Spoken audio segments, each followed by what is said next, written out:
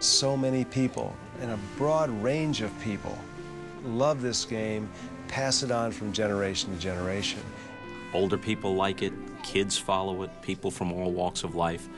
It's a whole larger world that you tap into. Every person has played baseball in some form or another as a kid. I think that that's why it's America's game, because everyone has played it. Many of the objects on display at the National Baseball Hall of Fame and Museum hit home with people right off the bat. The uniforms, the bats, the balls, the gloves, the baseball cards, things they have in their own lives.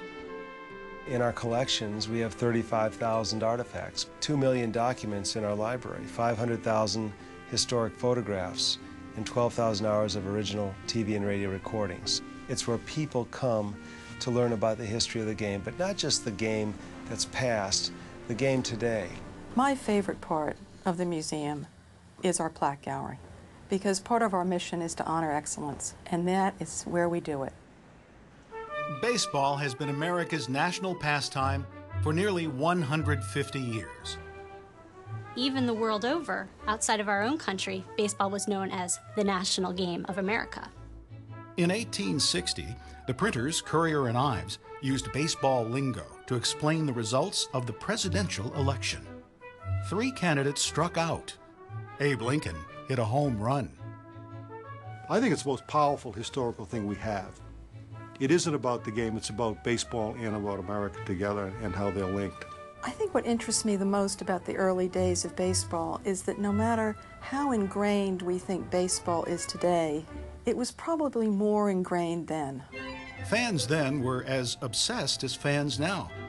They kept scrapbooks, sang and danced to baseball music, collected baseball figurines, played baseball board games, cheered like maniacs at baseball games. This is the earliest photo of on-field competitors, the up-and-coming gentlemen of the Brooklyn Excelsiors and the New York Knickerbockers, America's first baseball club, established in the 1840s. The Knickerbockers were the first to adopt uniforms, straw hats, and blue flannel pants. In Wisconsin, the Baraboo Baseball Club dressed to the nines in caps and bib-front jerseys. Again, flannel was the fabric of choice. Hot was hot back then, just like it's hot now. How do you play in August in flannel? It must have been brutal. But play they did. The 1850s and 60s were the heydays of the amateur era. All across America, baseball clubs were social clubs, hosting games as well as formal evening balls. So there's baseball clubs, and their best 9 players would play other teams, and that was called the first 9. They played the entire game with only 1 baseball. Whoever won the game would get to keep the baseball as victors, have it painted usually sort of a golden color, and write the particulars of the game on it. This is the trophy case of the Eckford Baseball Club, Brooklyn's first baseball club, organized in 1855. You'd also have a level of play called muffin play, the Muffin 9. Those were not the first string players. That wasn't the second string players or third or fourth. They were the worst 9 players in the club. The Eckford trophy case contains over 150 balls from first 9, second 9, and even Muffin 9 victories.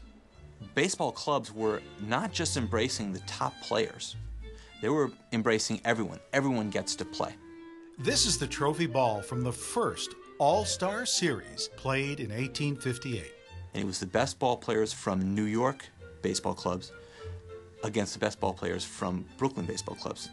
They charged 50 cents, which is actually a lot of money back then. It showed that people were willing to pay to watch baseball. From a standpoint of American capitalism, that's huge.